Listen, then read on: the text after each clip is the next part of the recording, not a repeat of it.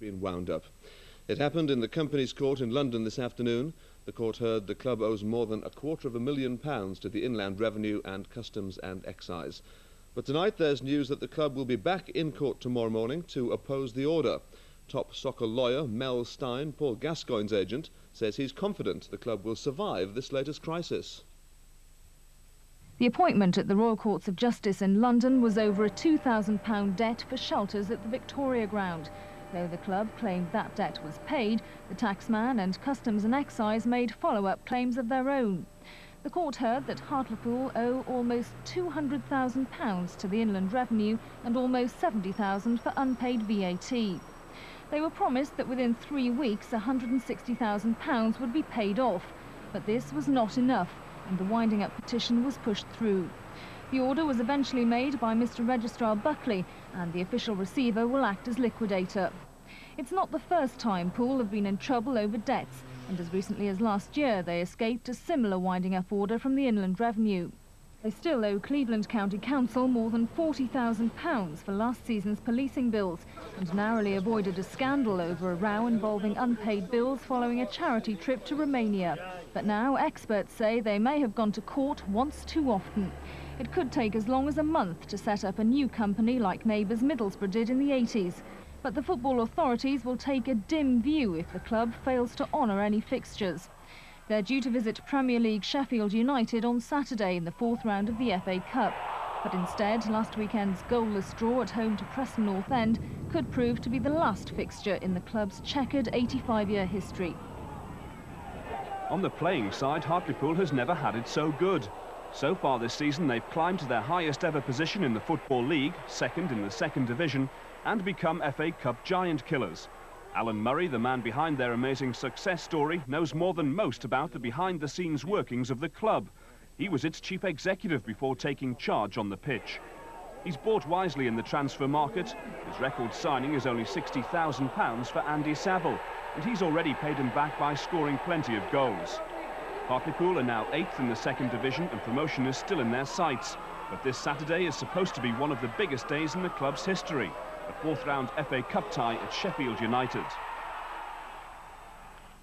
Well, Duncan, what have the Football League got to say about all this? Well, actually, Paul, the league didn't know a thing about it until Tyne Tea Today spoke to them this afternoon. They checked their facts and responded like this. They said it's obviously a problem Hartlepool has to face, but the league is confident they'll resolve the matter. There's no suggestion at the moment that they can't fulfil the fixture list, which is when the league would actually step in. Sadly, they've seen many of these problems before. The latest, of course, was Maidstone, when a Tyneside consortium tried to keep that club alive. They failed. But they say that matters like this can go on for a long time, and months could go by before resolving this. Well, Graham Souness was talking about stress earlier on. What about Alan Murray? What does he have to say this afternoon? I spoke to Alan just before we came on air, and he actually said that he'd spoken to the chairman. He knew the situation, but the chairman, Gary Gibson, had said to him that there was absolutely no problem at all. And he, of course, has tried to keep his players' minds on the job in hand for that tie on Sheffield United. Yes, we'll give you the latest on that when we can. Shock winding up of Hartlepool United Football Club. It happened in the High Court after a petition from creditors. They included the Inland Revenue and Customs and Excise, who are owed more than £250,000. It's still not clear what effect the decision will have on the club's fixture list. Hartlepool chairman Gary Gibson was said to be gobsmacked by the news, but I understand that he's going to try to apply for the winding up order to be rescinded in the High Court tomorrow. Hartlepool United Football Club has been compulsorily wound up in the High Court in London. The hearing was told that the club, which is in the middle of one of its most successful seasons, has debts of more than £250,000. An emergency board meeting is underway at the Victoria Ground to decide Hartlepool's next move. But the Football League says it's confident the club can be saved. Tony Belmont reports. Hartlepool's celebrations on the club's promotion to the then third division 2 years ago seem a long way off this evening. The club not only survived in the second division of the restructured league, but actually rose to its current 8th place. On top of that, Hartlepool won through to the next round of the FA Cup. They beat Crystal Palace of the Premier League by 1-0 and are due to meet Sheffield United in the 4th round on Saturday. Hartlepool's bubble burst in London this afternoon when a petition to wind up the club was presented by a creditor, Stuart Deer. The Hartlepool chairman, speaking before the hearing, said he believed the club's current financial problems would be overcome. We've taken a gamble, and it is a gamble. We said we'll give ourselves a couple of years to really have a go and see if we can get up. As I say, the level of support hasn't increased as we'd anticipated, and we can't do anything about that. It looks like it never will.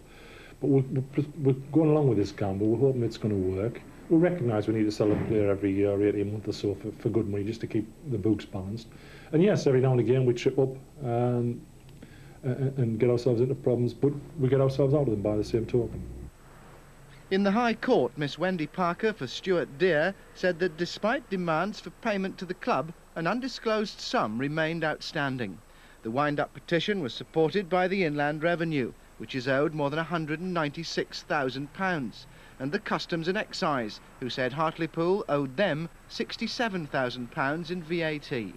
An offer by Hartlepool to pay the money owed to Stuart Deer today and £160,000 to the other creditors in 3 weeks' time was opposed, and the winding-up order was issued.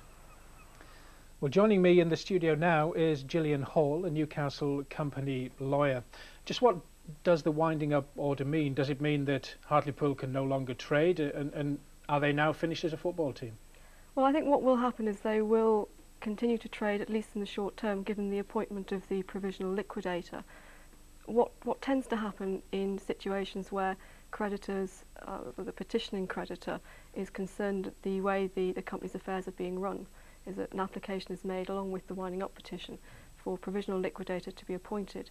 His job is to ensure that in the short term the affairs of the company are properly dealt with, its assets are safeguarded, and during that period there seems little doubt that the company will continue to trade. It seems a little unclear from the reports whether there actually has been a winding up order made, or whether it's simply the presentation of a petition backed by a couple of creditors, the Inland Revenue and so on. But certainly in normal provisional liquidation situations you'd expect the company, the football club, to continue. What are the club's options now? Because they seem determined to continue. Is it a case of where there's a will, there is a way? I think so. I mean, clearly if a winding up order has been made, then that is it. Nothing more can happen. The company will proceed to be wound up and to be dissolved. But if it quite simply is the presentation of a petition, then the order itself there'll be a proper hearing. That will be fought.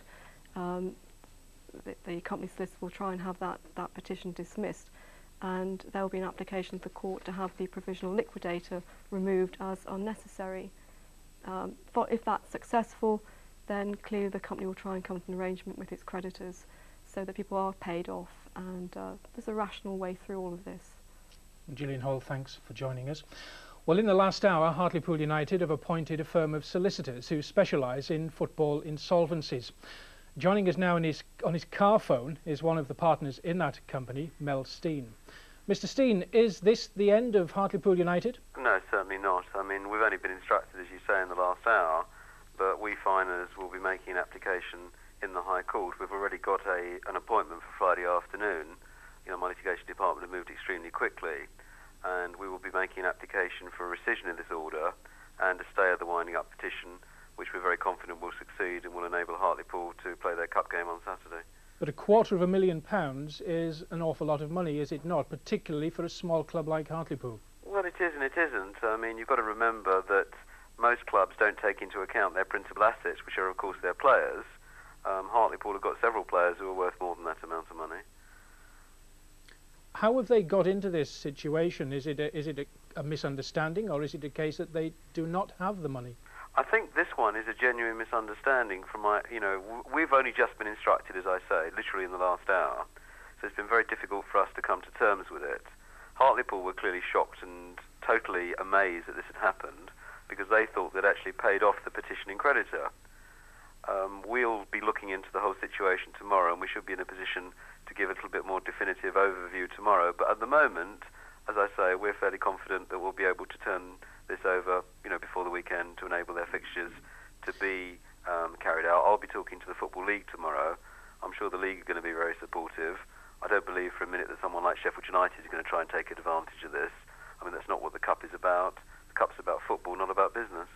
During the summer, there were many prophets of doom who said that the advent of a Premier League, which took the lion's share of football's money, would mean that this sort of thing would happen an awful lot. Are we seeing the beginning of this happening now with Hartlepool? Oh, I mean, looking beyond the Hartlepool situation, this is very much the tip of the iceberg. I mean, I suspect that without the goodwill of the creditors, most teams outside the Premier League and a fair percentage of those in the Premier League would actually go to the wall anyway. Mr. Steen, thank you for joining us. Thanks, good night. But this was the reaction a few moments ago from fans who've gathered at the ground. I know, I can't believe it. I mean, we've been signing all these players, we've made that much progress. You know, we're going for promotion, doing well in the cup and everything, and then for this to come like this, it seems like we've just been in a false position all the time. I don't know what it is.